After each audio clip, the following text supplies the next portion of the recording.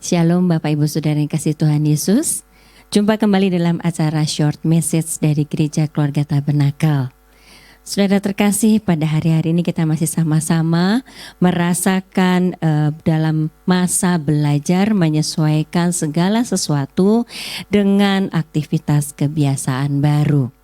Nah, aktivitas kebiasaan baru atau AKB ini harus kita lakukan berkaitan karena pandemi COVID-19. Dalam rangka ini banyak sekali hal yang harus kita pikirkan.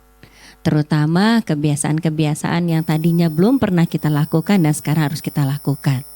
Kalau kebiasaan itu mengenai jaga jarak, pakai masker, cuci tangan, hand sanitizer, bawa ini dan itu di dalam tas kita, mungkin itu bisa kita lakukan dengan mudah dan nanti lama-kelamaan menjadi kebiasaan.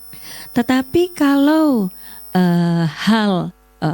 penyesuaian dengan AKB ini mengenai satu usaha baru atau satu pendidikan baru, kapan waktunya ya baiknya dilakukan usaha baru. Lalu bagaimana cara kita mengerjakan usaha baru kita. Lalu misalnya juga dalam rangka liturgi, karena ada jaga jarak, tidak boleh terlalu lama dalam kita beribadah, dan banyak hal lain yang harus kita pikirkan sehubungan dengan seluruh kebiasaan baru ini. Dan saya pikir ini bisa merupakan atau menjadi satu tekanan dalam kehidupan kita. Harus bagaimana kita dalam menghadapi tekanan itu? Alkitab mencatat sebuah perintah untuk jemaat yang pada waktu itu berada dalam satu tekanan penganiayaan karena mereka juga mengalami hal yang baru. Pada waktu itu mereka memasuki era baru di mana mereka menerima Yesus Kristus sebagai Tuhan dan Juru Selamat. Pada saat mereka menerima Yesus Kristus sebagai Tuhan dan Juru Selamat, mereka mendapat tekanan dari pemerintahan setempat yang menganggap bahwa ajaran Tuhan Yesus itu adalah sesat. Pada waktu itu kitab Ibrani mencatat satu perintah untuk jemaat-jemaat yang mengalami penganiayaan itu. Saya bacakan dari Ibrani 13 ayat 7. Ingatlah akan pemimpin-pemimpin kamu yang telah menyampaikan firman Allah kepadamu. Perhatikanlah akhir hidup mereka dan contohlah iman mereka. Nah, pada waktu itu ketika terjadi penganiayaan, banyak jemaat yang imannya mulai goyah. Mereka ragu-ragu bagaimana meneruskan kehidupan mereka pada saat itu. Tetapi Ibrani atau firman Tuhan datang menghimbau mereka dan mengatakan, ingatlah akan pemimpin-pemimpin kamu yang telah menyampaikan firman Allah kepadamu. Apa maksud dari ayat ini? Saya ingin menyampaikan beberapa penjelasan singkat menyesuaikan atau berkaitan dengan hal yang tadi. Dan sekarang ketika kita dalam tekanan, kita juga baiknya mengingat pesan ini. Karena kita memasuki juga satu era baru dan bisa menjadi tekanan dalam kehidupan kita. Nah, dalam keadaan itu kita mesti ingat atau diingatkan sebagai anak-anak Tuhan bahwa kesulitan yang kita terima ini tidak akan selamanya. Ketika kita harus menghadapi ini dikatakan, ingatlah bagaimana para pemimpin jemaat telah menyampaikan firman Allah. Sebab dikatakan juga dalam surat Ibrani 4 ayat 12 bahwa firman Allah hidup dan kuat dan lebih tajam daripada pedang bermata dua manapun. Ia menusuk amat dalam sampai memisahkan jiwa dan roh, sendi-sendi dan sumsum. Ia sanggup membedakan pertimbangan dan pikiran hati kita.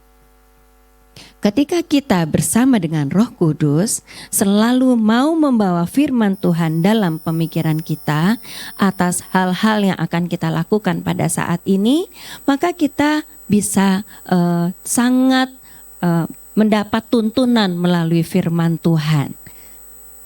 Dalam kita memutuskan segala sesuatu, kita coba masukkan. Kalau kita memutuskan seperti begini, apa kata firman Tuhan tentang keputusan kita itu? Kalau kita memutuskan satu hal yang lain, apakah keputusan kita itu sesuai dengan firman Tuhan atau melanggar firman Tuhan?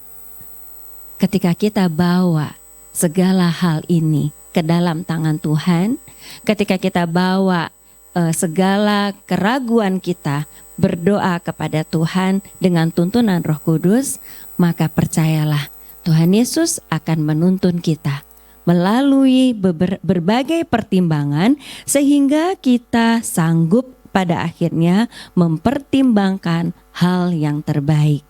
Karena firman Tuhan itu mempengaruhi pikiran kita, memberi satu pertimbangan yang akan membawa kebaikan dan kemenangan. Lalu apa selanjutnya? Selanjutnya pada ayat 7 tadi dikatakan, perhatikanlah akhir hidup mereka dan contohlah iman mereka.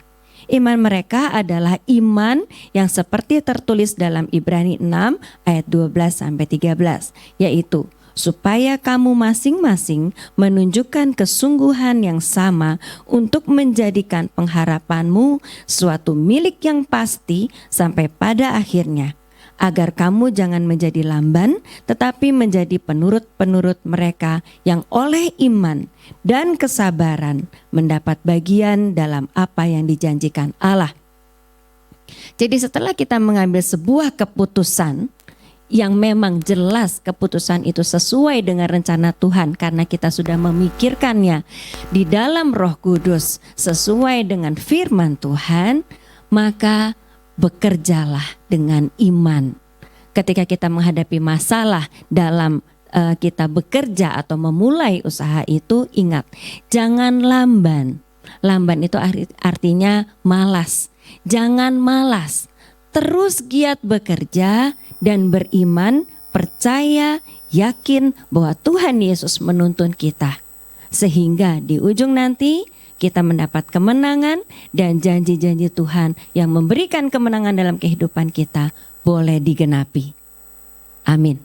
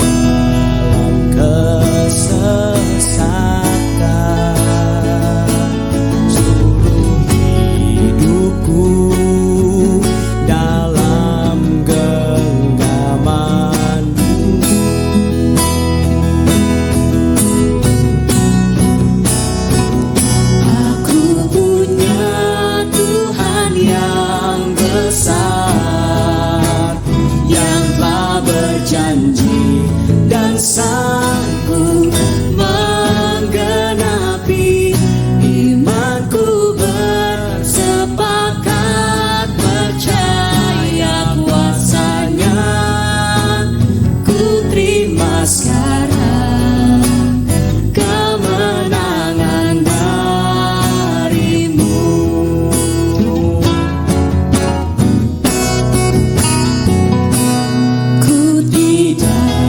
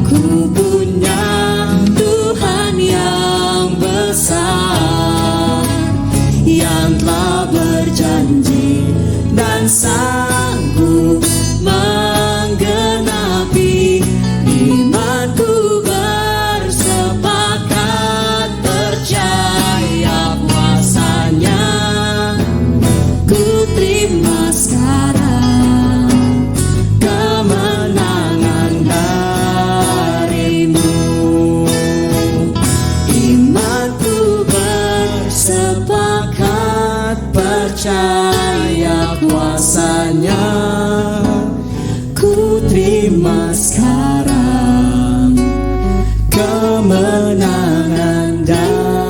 darimu.